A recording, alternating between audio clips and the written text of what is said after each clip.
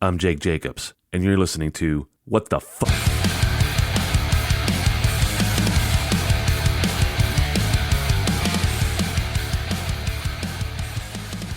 Welcome to What the Fuck, the podcast where we dive into the origins, evolution, deeper meaning, and things that make us say the most colorful phrase in the English language. What the fuck?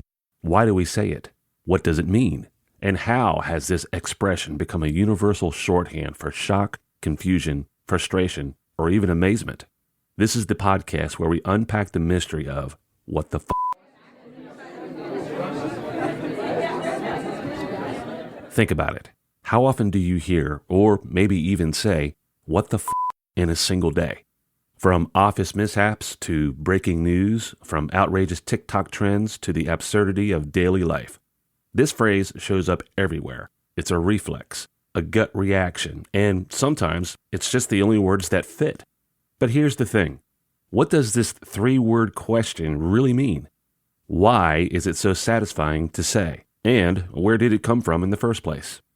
These are the questions we'll tackle in this series, because what the fuck isn't just a phrase. It's a cultural phenomenon. To truly understand what the fuck, we have to rewind, like way back. Did you know that the roots of fuck stretch as far back as the 15th century? Back then, it was considered one of the most scandalous, taboo words you could utter, and over the centuries, its reputation has only grown more colorful. But here's the twist. The phrase, what the fuck, didn't really explode into mainstream usage until the 20th century. So, what changed? Was it the rise of Hollywood, the counterculture movements of the 1960s, or maybe, just maybe, our collective need for a no-nonsense way to express the chaos of modern life? In this podcast, we're going to dig deep into the history books, linguistics, and pop culture archives to trace the rise of this iconic expression. Well, maybe not that deep. That's stuff that you can Google anyway. I'm going to be talking to people from all walks of life, discussing what makes them say, what the fuck, figure out what that topic is, and then we're going to talk about it. Like, really talk about it. Break it down into common sense if that's possible. Just a little bit about me. I'm a Gen Xer and retired from the U.S. Navy, so I think that qualifies me to talk about what the fuck. And it's not just about history. It's also about us. Because, let's be honest, swearing feels good. What the fuck? What the fuck? What the fuck? What the fuck? What the fuck? What the fuck? Why is what the fuck so satisfying to say out loud? The answer might lie in your brain. Researchers have found that swearing activates a unique set of neural pathways. It's emotional, instinctual, and even a little rebellious. I'll be talking to everyday people to figure out why saying these three little words can be a release valve for stress, anger, or sheer disbelief. And get this, it turns out that swearing has benefits beyond just letting off steam. It can build social bonds, sharpen your focus, and even make you seem more trustworthy. Yeah, you heard that right.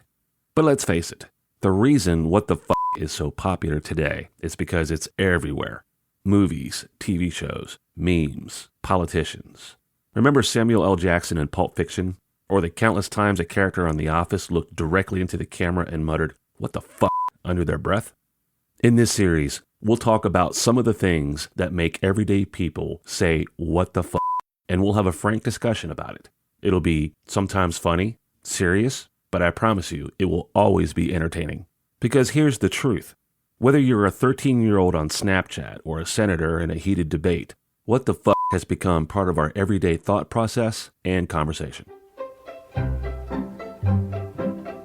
But what about the phrase itself? What makes it work? In linguistics, what the fuck is known as an interrogative expletive. It's a way of forming a question, but with a big old emotional twist. And here's something wild. The word fuck is so versatile that it can function as a noun, verb, adjective, and more. Yet when we pair it with what and the, it takes on a unique life of its own. It's not really asking a question, it's making a statement. And finally, we want to hear from you. Tell us your most memorable what the fuck moments. That time your dog ate your wedding cake, or when your boss emailed you at 3 a.m., Send us an email or drop us a comment on social media. Your stories might just make it into an episode. Because, let's be honest, we've all had those moments where what the f*** is the only thing you can say. So, if you've ever wondered why we say what the f***, or if you just love swearing as much as we do, this is the podcast for you.